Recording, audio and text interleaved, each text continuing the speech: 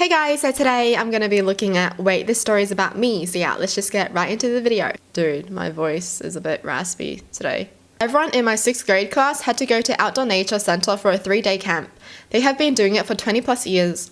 The goal was to learn about the environment, team building, etc. Well, on the last night at camp, 12-year-old me rolled off the top bunk in my sleep and cracked my head against the concrete floor. A concussion, skull fracture, and brain bleed later, I woke up in the ICU. Long story short, after a duration in the hospital, I made a full recovery. Flash forward to high school and they are asking for counselor volunteers for 6th grade camp. Wanting to prove myself that I could make it through a camp meant for 12-year-olds, I signed up. During the orientation and training, they started talking about bedtime rules.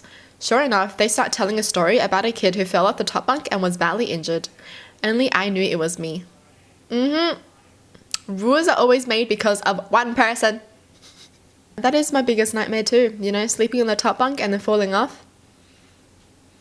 Oh my gosh. But then I also don't want to sleep on the bottom bunk because what if the top bunk falls on top of the bottom bunk? Oh my gosh. I met a girl in college who started telling me about her brother's friend who had the same first name as me. Proceeded to tell me my lifelong story, drug addiction, abusive relationship, and abortion. But apparently her brother heard that I got killed. What are the freaking odds that someone's talking to you about you? Do you just nod and be like, wow, I can't believe that happened. I feel so bad for her. I wonder what she's doing now. When I worked at GameStop, I was told there had been a plan by some kids to tie me up, beat and rob the place when I took out the trash one night. But my boss wouldn't let me leave for vacation tomorrow without cleaning the store. So instead of taking the trash out at 9, I got around to it at 11. At that time, one of the other stores noticed the people waiting by the trash, called the cops, and they were arrested. And I didn't know at all. Flash forward about a month later, I moved, got promoted, and was on my first manager's call. It was revealed that a new rule was put in place, and if you were closing the store alone, you couldn't take out the trash. You had to leave it by the door for the morning. Then the story was relayed as to why this change was happening. No one knew it was me. Wow. Well, they're lucky because they probably wouldn't have been alive after that. Jeez, timing. Timing's so freaking important. I once tried to flirt with a guy in college and knew the guy loved Star Wars. Said something along the lines of, why don't we watch all the Star Wars movies together and then not actually watch them? Needless to say, he was not into it, but I remained friends with the guy and we had overlapping friend groups and hung out often. Throughout the years, he suffered a few concussions due to rugby, and as a result, he often confused events and overall had a bad memory. We were out at a bar with all his friends and he starts casually talking about some desperate girl who tried to get him to come over by using Star Wars as an excuse to bang. All his friends died with laughter. I sat there, red as a tomato, completely mortified and not saying a word. Damn, that's sad. When someone makes fun of your flirting skills, how dare they? I actually think she did pretty well though. Because hey, she shot her shot and not a lot of girls do that. So I think she's amazing for that. I can't believe the guy would say that. Like, I thought guys would love it when girls hit on them. I guess not. You remember that one kid who cried when he didn't make the baseball team? Yeah, what a freaking loser. Totally not me. When I was in college going to sophomore year, 3 friends from dorms and I decided to get an apartment together. We lived together over the summer before moving into a different apartment in the fall. There was one girl who never paid rent, was a complete slob, ate all our food and was just awful. The worst incident came when I came home late one night and she was sleeping in my bed and peed in it on purpose when I asked her to leave, right in front of me. When we tried to have discussions with her about the mess and the money, she would flat out deny everything or just literally put her hands over her ears and say la la la. Oh, that's annoying. Anyway, after the bed peeing incident, we replaced her on the lease for the fall. It was over a month beforehand, so she could still sign up for the dorms or find another apartment. So by crazy coincidence, I was at a random party in another state 3 years later, right after graduation. I was talking to this girl who said, you went to university, and started to tell me this story of her childhood friend who went there who had a terrible apartment story. In this story, 3 mean girls played an elaborate prank on this girl, tricking her into living with them, then throwing her out to literally live on the streets. They stole her books and all sorts of shit. So I was like, oh, that is really mean. Then she said, oh, here she is now. And lo and behold, it was my former roommate. Damn. You know? When the bully tries to play victim and tells everyone lies. Oh my god, that's what they did to me. They're so terrible. When they're the ones at fault first. Wow. This is why you can't believe everyone's story straight away. Coworker was talking about their brother having been up skiing at my local mountain, and they apparently saw a guy snowboarding in a full suit, carrying a briefcase and sipping coffee while carving down the hill.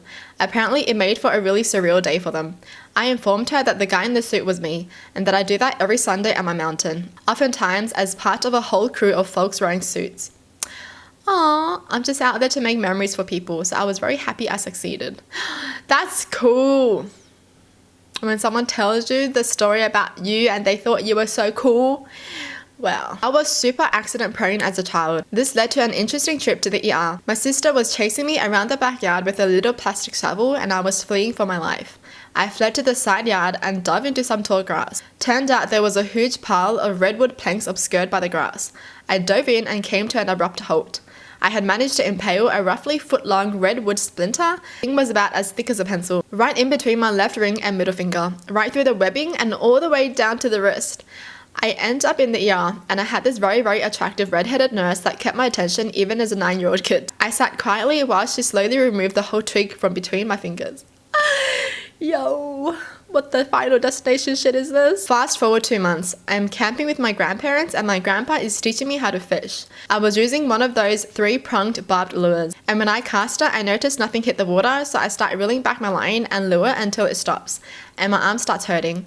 Oh well, certainly that is a coincidence. I can't seem to reel my lure all the way back to me and I'm tugging and reeling and my arm is hurting more and more until my grandpa noticed that I hooked my upper right arm and had successfully dug the barbed lure all the way into my arm. My grandpa, being the resourceful one, decided he can yank it out with pliers, so he grabs a pair. This pair must have been the original pair. They were huge and probably a good 73% solid rust. Several fruitless attempts later, I am sat in the passenger seat of his truck being taken to the ER. When they get me into the room, Mr. Fishhook Shirt had the audacity to tell me that I shouldn't be crying, that it's not that bad, that some poor kid was in here just a few months ago with a huge stick stuck in his left hand, right between his fingers. I lose it. I start bawling and blubbered it out. That was me. The nurse looks up at my grandpa and my grandpa just nods a silent yup to the nurse. That was fun. What is wrong with this person? How do you... You know what? Never mind. Never mind.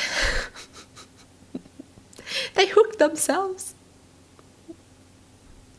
What's wrong with you? When I was in year 8, I broke my arm very badly in PE playing bench ball.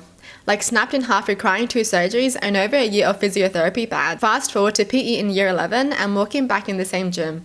A girl that I hadn't really started talking to until about a year later mentioned, "Do you know I heard a girl's arm snapped off in here?" When I questioned her about it, she recited all the details of how it happened, apart from my arm falling off, but I'll leave that to the effect of Chinese whispers, changing the story a little, all the while not knowing she was talking about me. How do you... Dude, that's crazy, man. They broke their arm in PE. They broke it in half. How freaking dedicated are you guys to PE, honestly? Yo, when I was in PE, I was just like half-assing, like participating. Like, boring, I can't be bothered, I'm tired, I want to go to sleep. Well, that's it for the video. Hope you guys enjoyed. Tell me in the comments down below what your thoughts are. And as always, thanks for watching. Hope you guys liked it. And I'll see you guys next time. Bye!